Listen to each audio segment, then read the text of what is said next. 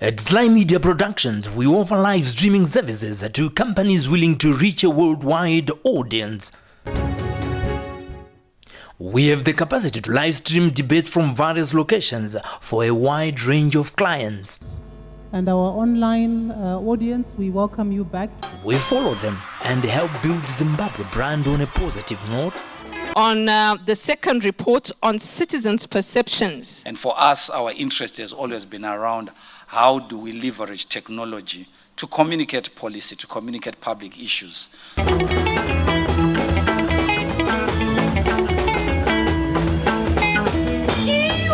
When you think of reaching the ever-growing internet audience with your video adverts, think SlyMedia TV online. If you want to pre-package TV programs, documentaries, weddings and church services, think SlyMedia Productions, building bridges. Your TV on the go, anytime, anywhere, worldwide.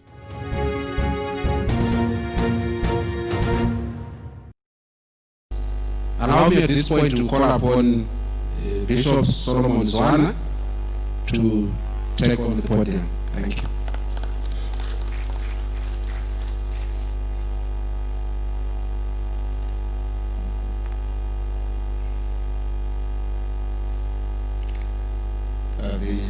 The Pro-Vice Chancellor, Professor Ara Moyana, the guest speaker, RBZ Deputy Director, Dr. Mpunga, the Deputy Dean, Faculty of Social Studies, Professor Shirisa, the Chairperson of the News and Economics Department, Professor Makoche Kanwa, distinguished representatives from the government, business, civil society, and academia. A special acknowledgement of the President of the Zimbabwe Council of Churches, Mr. Mutasa, esteemed bishops, clergy, members of churches, leaders of ecumenical bodies in Zimbabwe. Ladies and gentlemen, colleagues and friends, I greet you all in the name of our Lord and Savior Jesus Christ. We are humbled by your presence, and we warmly welcome each and every one of you to this May Day Economic Dialogue. In a way, this dialogue is a salute to the worker. It is my sincere hope that this dialogue will be a meaningful convergence with outputs and outcomes that will help to resolve the current economic challenges and provide a sense of hope among many Zimbabweans. The dialogue is not only a safe space for citizens to engage and deeply reflect on our economic policies, but it is also a space for pragmatic contributions and collectively dictate the country's economic stability, recovery, and transformational agenda. The Church is convinced that for Zimbabwe to make progress, Zimbabweans must talk to each other. You are in good company if you sit down with people who stand for genuine dialogue. It is the Church's desire that this dialogue may make a thoughtful, mature, and significant contribution to the contemporary economic policy debate, making robust and positive contributions for a prosperous and just economy that the majority of Zimbabweans pray for.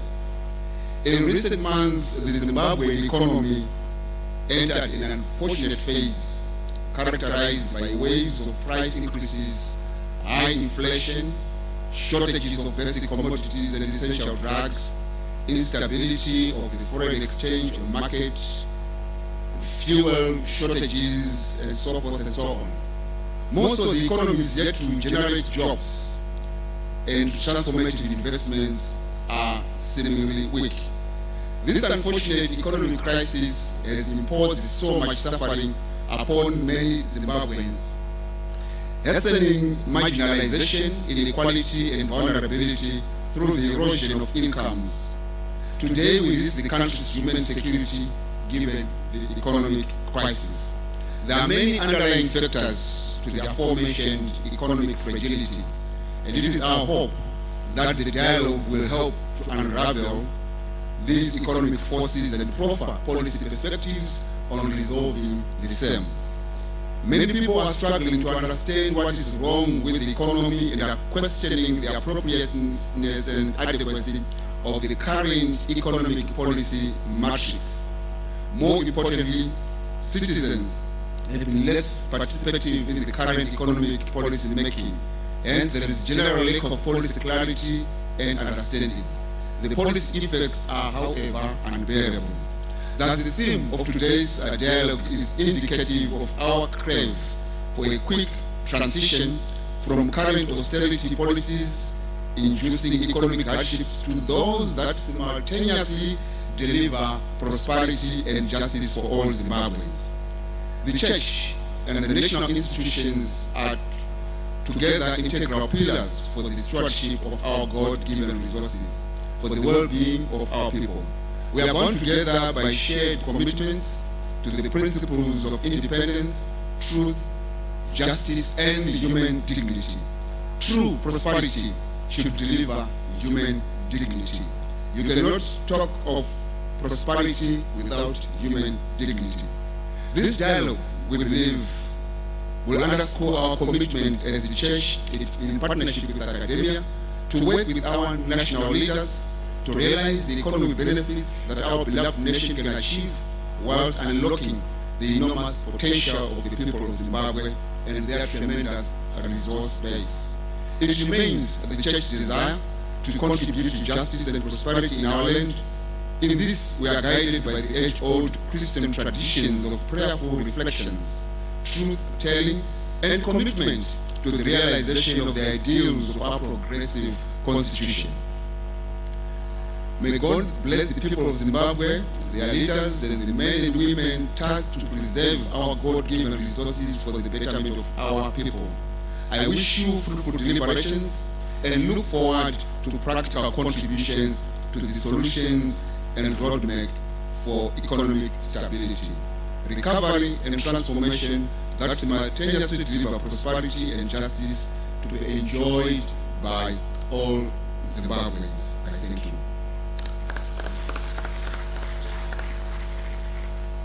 Without wasting much time, I'd like to, there's a slight change to the program. Our General Secretary, Reverend Dr. Kenneth Mtata, could not make it. He couldn't be here with us. He's attending to other pressing issues of national importance. But because he so really wanted to be part of the dialogue today, he left us with a very short video where he does a few reflections and also raises a few points that we also hope that our presenter and our discussants are going to engage. So that's another, I'm going to ask the tech geeks to play us the video. This department, I would have really wanted to be part of this, but I believe this is a beginning. So I look forward that we are going to be running similar processes in this series on the national dialogues. This conference, as you already have heard from the opening presentation, focuses on this tension between the intended consequences that must lead to prosperity, but the tension it brings when you raise the question of justice.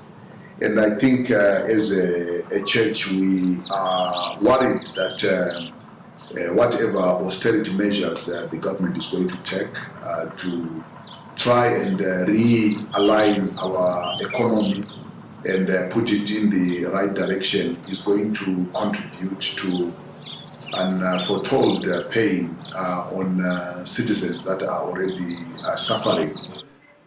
Now the question is how do we make sure that such suffering is not going to be excessive. First and foremost is our intention to make sure that maybe we correct misconceptions that are dominant in public conversation.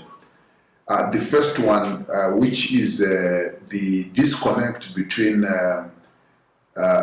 what we see as the celebration of the progress the government is making, for example, in the increase of the revenue collection.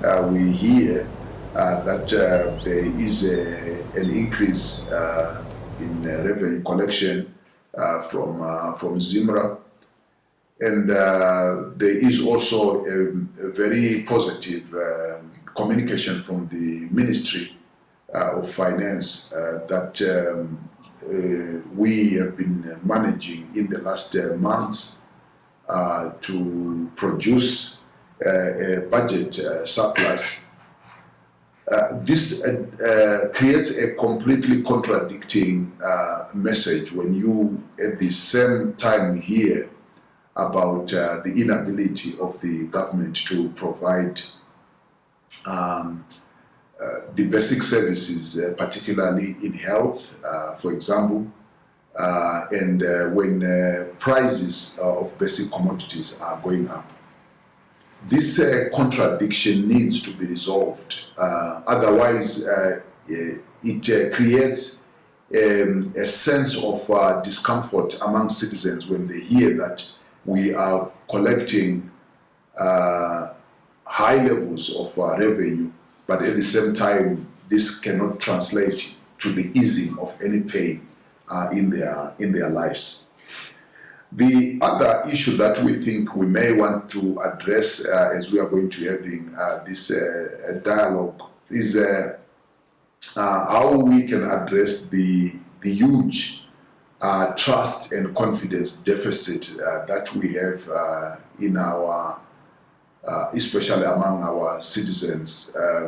We are now sure that the reason why many citizens do not see the current efforts of the government to address the economic plight of the citizens, why they cannot trust this is because they cannot trust the process. They do not feel that the austerity measures that are being taken are shared across the board. There is a feeling that these austerity measures are only going to affect ordinary citizens, but they are not shared by those who are in power. And we think that if this perception is not addressed, it weakens the cooperation of citizens in addressing the current challenges. I know that some may be asking the questions regarding why is this the business of the church? I believe in his introductory remarks, Bishop Zwana has already addressed these issues, and therefore I will not look at them. But what I can say for our purpose is that we think that as a church, the question of the economy is not only a technical process of improving how we generate income, how we deploy this income, but it also has to do with a moral obligation to say, what does it do to human beings? What does it do to citizens? It is this moral question that the church seeks to bring to this national conversation on the economy. And we believe that it is an aspect which the justice component we are bringing at this conference seeks to address. We think that without addressing this justice question, we are likely to see an economy that is going to increase the gap between those who have and those who do not have. And for us as a church, we think that one of our contributions is to create platforms like this one we are having today, where we bring all Zimbabweans to have a meaningful conversation on this issue. And we think that it is in such a dialogue, in such a conversation, that we can slowly start to contribute to confidence building and to process of building trust, so that no one is left behind in this conversation on the national economy. We also need to highlight, maybe as I conclude in my opening remarks, that we see this as a precursor to the broader national economic conference that we are envisaging in the next few weeks. We think that we need a bigger and broader national conference at which we are going to have a more sustained conversation on an inclusive and just national economic vision. And I'm very thankful to this collaboration we are having with the University of Zimbabwe, the Department of Economics, and we think that such a collaboration is also going to continue as we broaden this conversation. Wish you the best in your deliberations, and I look forward to hearing what is going to come out of these discussions. The General Secretary of the Zimbabwe Council of Churches, Reverend Dr. Kenneth Mtata. I would like to also let you know that we are actually streaming live on Facebook, SlyMedia Productions, so you can actually like that page and follow the proceedings. We are being watched, I think, across all over the world, and you can follow us on our Twitter handle at ZCC Zim, at ZCC in Zim, and also on at 263 chat. We are also streaming on Twitter.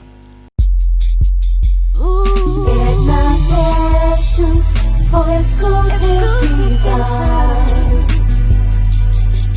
the brand that brings joy to the heart.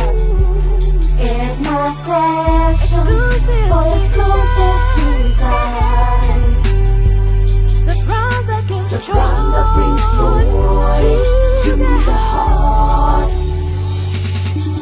Where the body image is a priority, and my fashion for all, fashion to the people.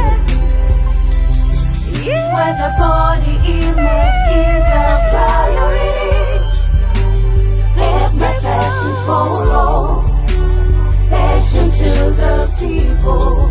Where the body image is a priority, and my fashion for all. People. Yeah, yeah.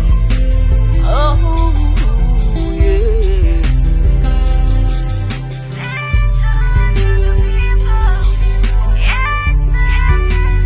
Image is everything. Oh, image is everything. Oh, image is who you are, who you are, who you are. Hey. And my fashion. For exclusive designs, yeah. The brand that brings joy to the heart, yeah. It's my fashion, exclusive design. The brand that brings joy to the heart. It's my fashions for exclusive designs. Visit us at Big B Mall, shop number 13, first floor, Bishop Gal Avenue, Belvedere, Harare. You can also follow us on Instagram, Twitter, and on Facebook.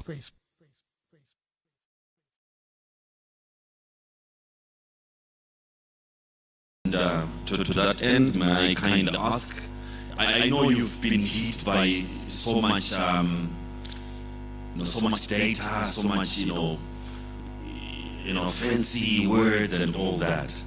So that I don't bore you, may I kindly invite to the podium Mr. Bina. I know, sir, I've just put you on the spot.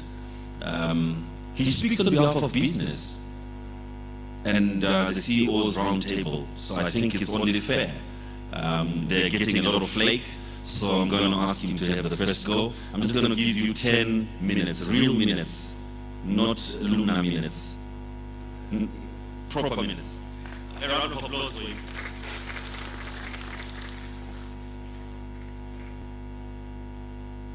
Certainly, I've been put on the spot.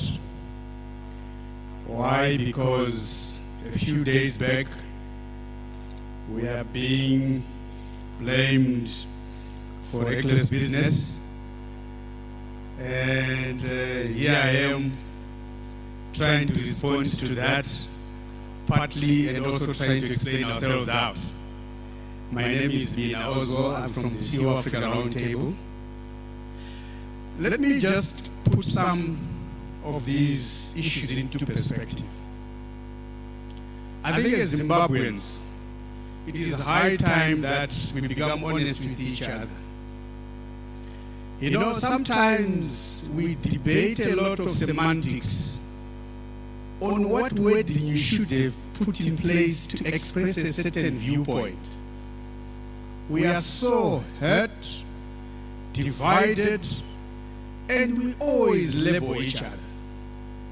At the end of it all, we expect the best economy in the world and a happiness index second to none. I think let's move away from that mentality. I'm not from that school. I think the first thing we must recognize is that this country lacks leadership. Leadership in politics, leadership in the church, leadership in business, and leadership in academia.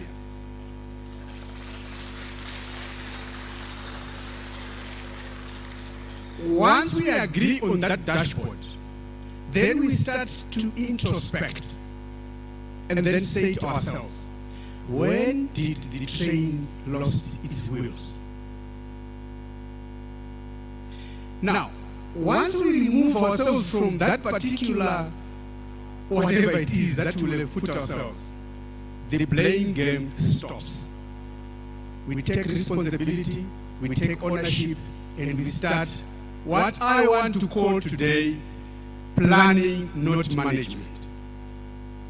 Zimbabweans have managed an economy. They have not planned an economy. We've continued to manage what we have. This is what we inherited. We've not come up with a Marshall Plan for this economy. So austerity, yes, Minister, but that's not good enough. The Japanese went into the mountains. Which one is ours? So as business, yes, I will apologize to our colleagues because I'm a capitalist at heart. And surely business is not charity. Let's agree. It is not. I've never seen a rich country, but I've seen rich citizens in a country. Isn't it? So if being rich is going to be criminalized in a country, then let's kiss happiness goodbye. Hey, Professor. Is that not true? So, if I'm going to be responding to some technical issues, well, I had prepared a small presentation because I was asked to make interventions on the relations between democracy and capitalism, rethinking the structure of a new economy. Guys, let's be clear. If Zimbabwe was going to be compared by any other country, we are going to be the, short callers and experts in devising terms. Just recently, we are now all singing austerity. Go to any primary school, they will tell you what austerity is. Why? Because it is the term for today. Just yesterday we were talking quintillions. Go to every primary school, they will be talking quintillions. We are busy doing nothing. As far as the presentation from the Zimbabwean is concerned, I think thanks very much, Doc. Doc, in our other life, he was a guest lecturer where I was a student in monetary economics. I think we had our own good discussion there. Now I'm also now giving back to you, sir. Right. The organization from where I come, just before the monetary policy statement was announced, we did put up a paper which we called Call to Action.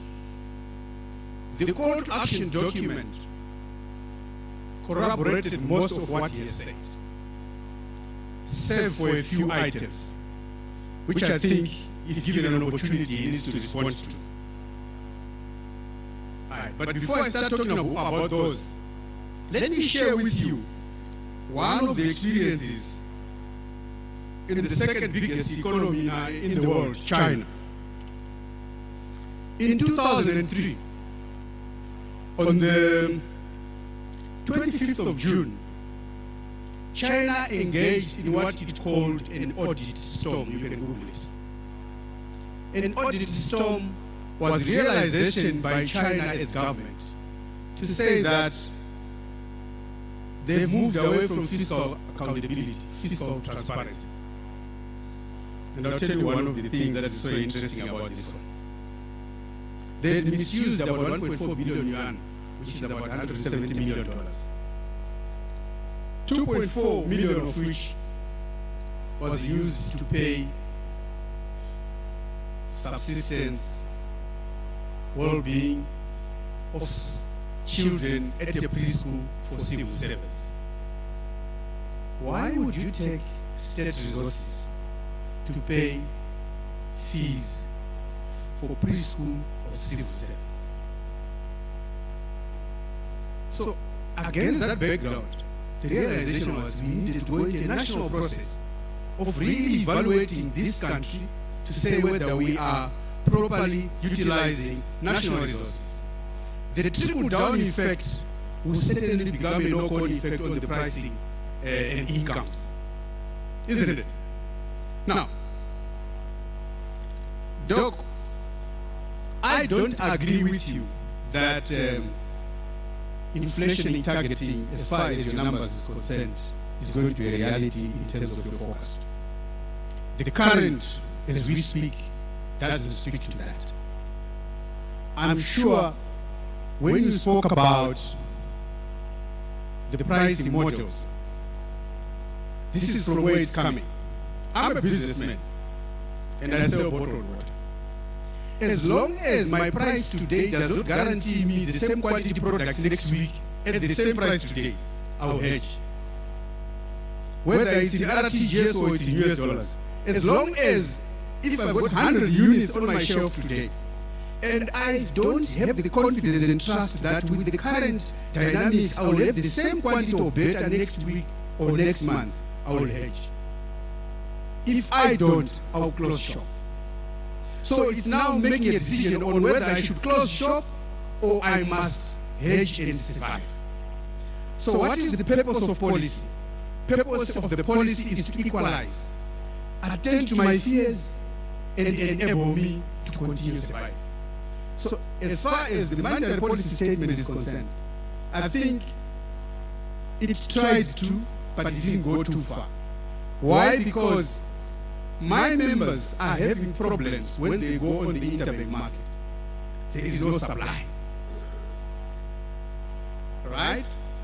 And the issue we raised was, if there's a jail term of 10 years associated with looking for it elsewhere,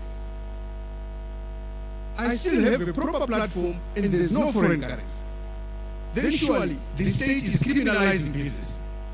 Because if I go to the bank and I don't find it, or I don't get fair value of it, then surely I'll go where it is. Right? So it means your inflation targeting, unless you deal with the supply side of foreign currency on the interbank market, you are not telling us the truth.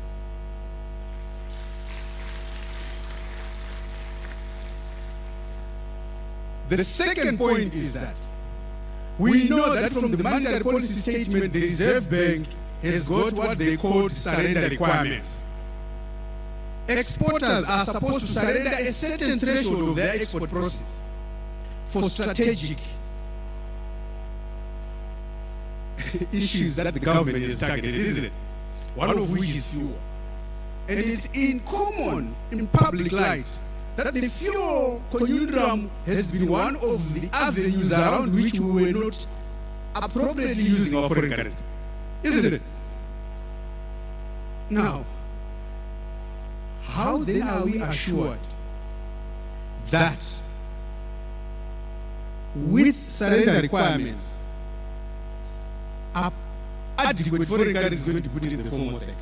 I would want to think that, and this is my own opinion, stop surrender requirements. What for? Allow me to import my own fuel and charge it appropriately. All right? And then move government out of that business.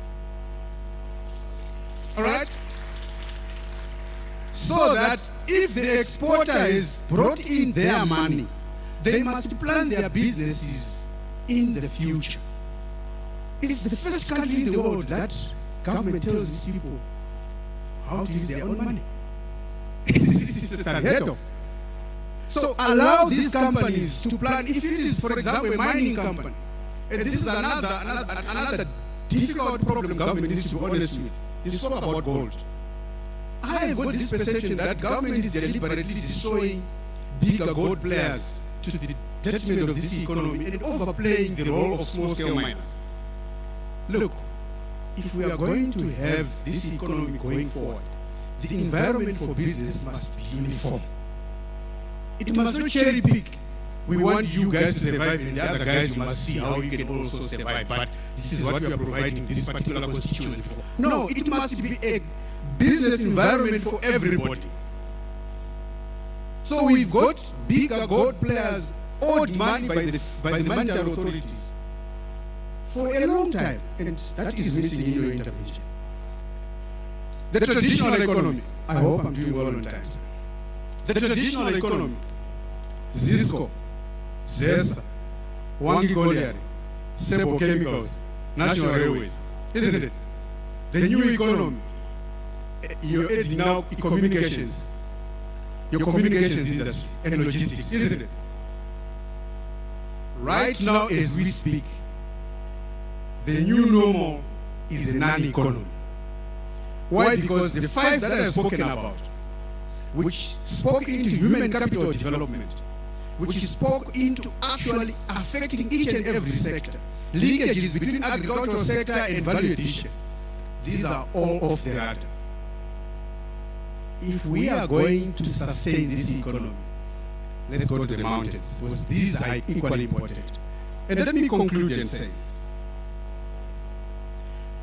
I believe, maybe we'll engage further in question and answer. I believe the future of this economy is not diamonds. It's not platinum. It's not gold. No. If you are going to be strategic enough, the future of this economy is in lithium. Zimbabwe is number 5 out of the top 10 countries that are holders of lithium in the world. What do we use lithium for? Cell phones, batteries, electric cars, isn't it? So for me, I think the monetary authorities must move away from management to strategic thinking, and then say, how do we locate Zimbabwe as a center of excellence for lithium value addition globally? Let's give gold to Chile. They give us 50% of their endowment, and then agree that we are going to now create industries around lithium value addition in Zimbabwe. We become the biggest exporter of batteries, battery products, electric cars, and their value chains. We drive the world from Zimbabwe. But no, we still want to manage traditional strengths which are no longer current strengths in our own cases. So thank you very much, and if there are any questions, we'll engage later on.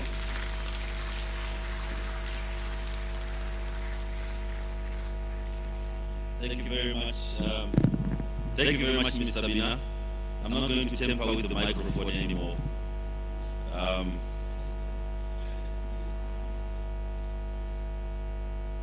Well, I think I lied. Thank you very much. Another round of applause for Mr. Bina for his intervention. Now, it's interesting when you get to hear economics simplified in that manner. And you know, I understood a few things that he also said. So I'm still on the train. We haven't derailed yet.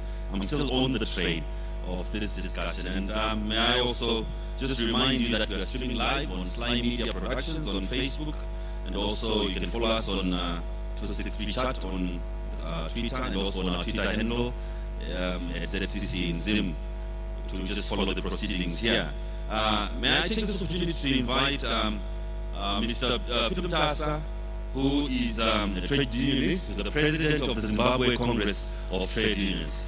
Sir, you have, I feel generous, so you have 12.5 minutes, because Mr. Bina exactly used up 12.5 minutes, so I'll also be just and give you 12.5 minutes. Thank you very much, Director of Ceremonies. And what Mazwana Murunzana ED Dizo, Events Director. Saka vamwe vaita zero roshungurudzi ukandishedza nairo runonzwa ndakunzi uya kuno. No, thank you very much, ZCC and the University of Zimbabwe, for organizing this important dialogue. It is important because as Zimbabweans we've mastered this art of talking. So we'll not stop to talk, but we'll never act. We'll talk, we'll meet, we share ideas, we come up with resolutions, and we go home and sleep over those resolutions, and we never implement them. So we will continue to talk, but because of time, and also because of the nature of the organization that I come from, because of the people whom I represent, I am not going to be swayed too much into the area where they want us to get into whenever we get into dialogue. They speak big words, fully aware that my mother does not understand what austerity means. They don't tell them that austerity kubirwa techipa kubira varombo techipa vafumi. They don't simplify that. So there's also the tyranny of intellectual language, which we term their language, and we'll try to avoid that. I will make that our starting point and illustrate why we should not be swayed by what was on that coming out from that podium, with due respect to the good doctor there, Sampunga, and everyone there. I like the good man there, Doc Manguja. He was one of us in the banking sector. So no offenses there, Doc. But if you look at all the things that were beamed there, they missed the realities on the ground. So when they were talking about the challenges that this country is going through, they were talking about figures and not challenges that we see when we visit Como Hospital. They were talking about inflation and make it, glorify it, and make it something so good that if inflation is tamed and arrested, then everything gets into shape. They were not talking about the kids at the University of Zimbabwe who are going to school without meals. They are going to lectures without having meals. So when they were talking about the state of the economy and telling us that the economy is improving, they didn't take account of all your worries I know you're worried. You are entrapped in a big prison. I was in Chikurubi, but you're also in prison. You are in prison because next week you are going to face the BESA. You are going to face the headmaster, who is going to demand school fees, and the fees has been increased. So the state of the economy is there is abject poverty in this country. There is unemployment. The figures do not talk to kids who are sitting on the bridges. They are not talking about kids who have been destroyed, a whole generation that has been destroyed in Sakuva. It's not talking about the whole generation that has been destroyed in Bari. Because austerity is not for our prosperity. It is austerity for their prosperity and misery for us. But let me just get into the issue. The issue is simple.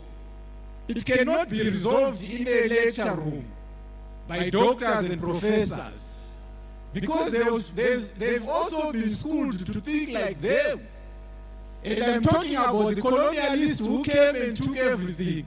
Now they've taken our intelligent people and make them mimic them. Sorry, Doc. I like your researches. The issue is, we got independence, but we quickly lost independence. This is why even the language of the government has changed. When I was still young, I liked the radio. I liked the television, because each time I put on the radio, I would hear that Gorere Gutsarujinji. Igorere Gutsarujinji. I would hear that Igorere Zizo. I would hear that Igorere Utano. But now when you put it, you hear Rambai Makashinga, Rambai Makashinga, Rambai Makashinga. Until when?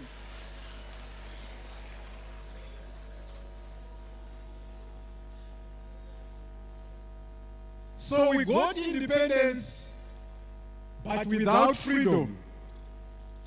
We got independence without self-determination. We got independence without sovereignty, including sovereignty to make our own policies. These policies that the Reserve Bank was pointing to, what he means to tell us is that we got them at a meeting called Bali, in a place called Bali, with IMF and World Bank. What they failed to tell us, the honest truth that they did not tell us, is that these things, the government has no choice, because they are contained in a document written by IMF on a project called Staff Monitoring Program. So our government is imprisoned. They surrendered the independence that we fought for. They surrendered the freedom that we fought for. And how did they do that? I was 3 years when we got independence. But my father told me that they went to war because Vaisada Chibaro. So we fought for that. After independence, the government surrendered and said, come here for cheap labor. Bring neoliberal policies. And they said that we need ASAP. We fought against that. Chagre was detained many times in prison, fighting against ISAP, telling our brothers and sisters, our fathers and mothers, that ASAP would destroy, would deindustrialize the economy, would destroy our livelihoods.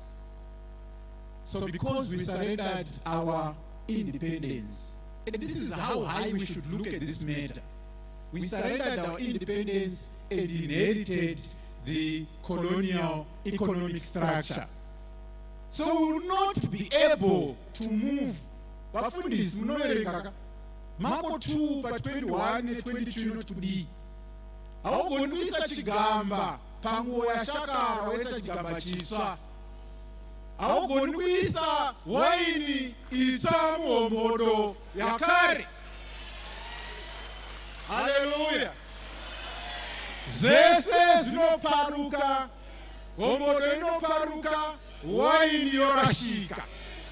This is what we are trying to do with these neoliberal policies. We are trying to patch an old colonial economic structure yaiti vakadzi ngavagare kumusha, vasina mari ngavagare kumaruzevha. This is why you see them chasing informal traders in town using a colonial law that was enacted in 1962 kuti muboy hafaniri kupinda mutown, hafaniri kuita business. Shinga mshandi shinga. So they didn't just surrender it, those who are in power. They surrendered it because our independence and freedom, because they wanted to benefit from the surrender, from recolonization, and they are benefiting. Look at how they rush to China and how they all go, the whole delegation, African leaders, and listen to another man as if they are kids. They behave as if they are talking to their father when they are talking to a Chinese president. When they are called to Germany, when they are called to Europe, they rush there and behave as if they are toddlers talking to their big brothers. They are not acting, they are benefiting from it. Because they realize that we can benefit, they can benefit from it. So the second challenge that we have our capitalism. I don't know whether that's what my brother likes and he's proud of it, that is a capitalist. Our capitalism, which you like and which you want to identify with, is cruelly capitalism. It is about whom you know. You cannot be a successful business in this country without knowing whom to know. If you don't know that person and you try to do your own things, they will make you know them. If you want that not to work, they will make it work, and you don't work. So the challenge about our structure of the new capitalistic structure that we have is because it's all about rent-seeking. This is why even when someone wants to start a grinding mill project, they will call the whole president and the first lady to come and officiate official opening of a grinding mill. Are you the first person to open a grinding mill? Takavhurirwa zvigaro zvakawanda kumaruzevha kana headmaster anga asingashedzwi kana sabhuku anga asingashedzwi aitozonzwawo chakurira kuti kuri kurira kwaite onzwa nechigayo sakuwana chakutogaya. They do that because they know where money is. It is with the president. It is with the minister. It is with the MP. It is about regulatory capture. Portras cannot regulate Econet. You'll be joking. The billionaire can just call and say, yeah, now if you do that, I'm closing. And everyone will shiver. What about EcoCash, now that we don't have money? So the regulators are captured. It's about political entrepreneurship and special interest groups. And finally, because of the interest of time, this colonial economic structure, it discriminates everyone else. Pakaendwa kuhondo pakaendwa nemayouth. Because my youth, they are outside, they are excluded. Pakaendwa kuhondo vakasapa stereki vakadzi. Vaitanga kutorerwa murume wako kuenda kuhondo, wotorerwa mwana wako kuenda kuhondo. Wozosaronzi tafuti chimbido tibikire. But now women are excluded in the mainstream economy. Pakutotraiwa kugadziriswa kwanzi kwanika benki emadzimai. Why is it that in the other banks women are not catered for? 2017 manje munoisa kanzuya kwaRare grounds ndizo. So we also need to deal with policies that are inclusive. Dzinotora munhu wese and dzofambira mberi. So the way forward in our view is that we must have genuine dialogue. Atingataura corruption munozviziva. We must have genuine dialogue.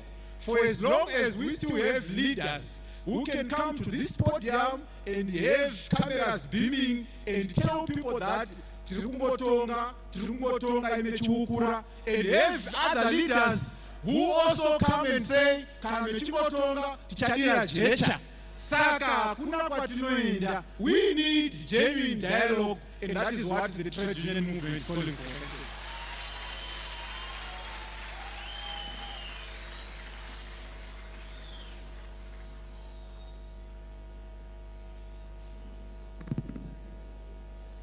As the voice of labor, applause. Thank you, Samtasa, for the interventions.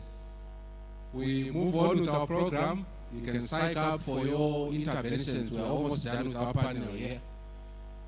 We keep hearing the future of this economy lies with SMEs. Much talked about, they've left their own bank like the women. Let me at this point, without laboring this point much, call upon Ms. Lorraine Sibanda to give us the perspective of the small business.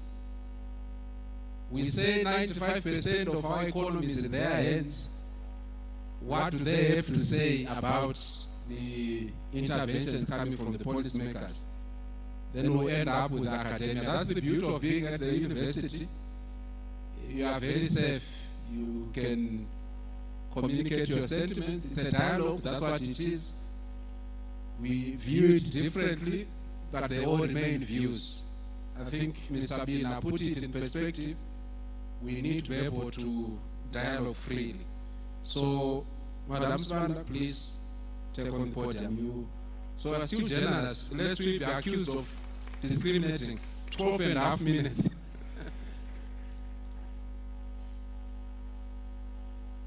Thank you, Director of Ceremonies. You don't need to be accused. You are guilty. Judging by the number of men who have been talking and only 2 women, you are really guilty of discrimination. And we have to start here. Before we talk about government, let's talk about ourselves as the church, civil society, business, and all players. Today, I want to reiterate to say, let there be fair distribution of speaking, let there be fair distribution of everything, even before we get to wealth. You are very rich. So many women pastors. And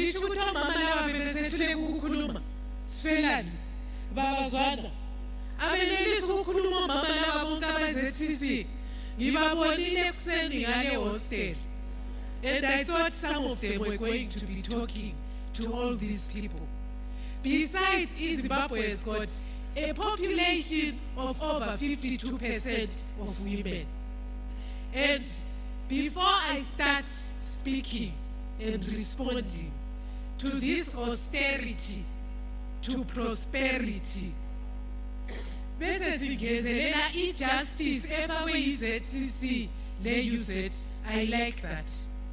We need to put justice in there. As far as I am concerned, as a worker in the informal economy, this austerity to prosperity means amandla ngawethu thina abantu as voters sisetshenziswa ukuvotela abantu. Prosperity means imali eyabo.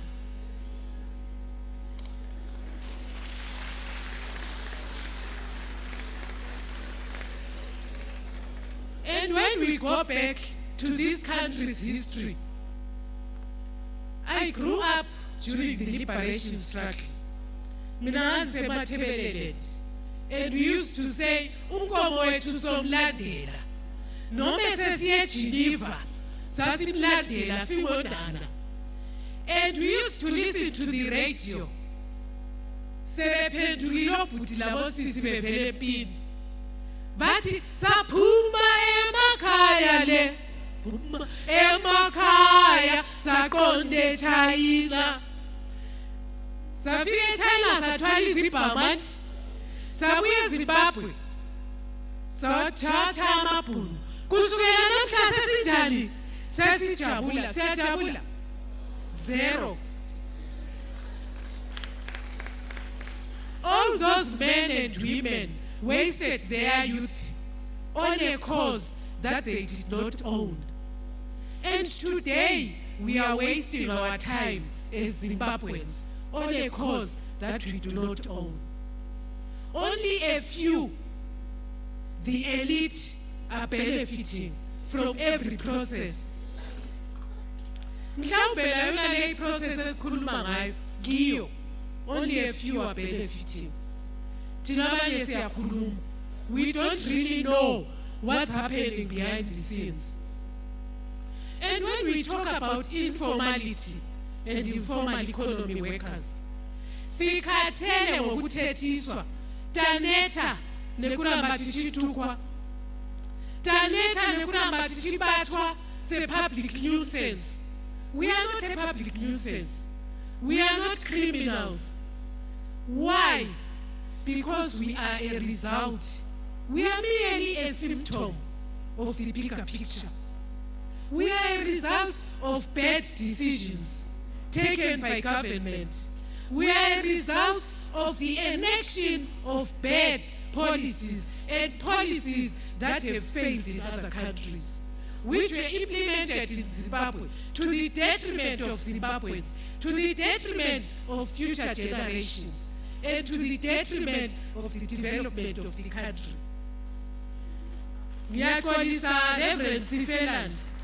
Uthe kule sweet voice. My voice is not very sweet when we talk reality.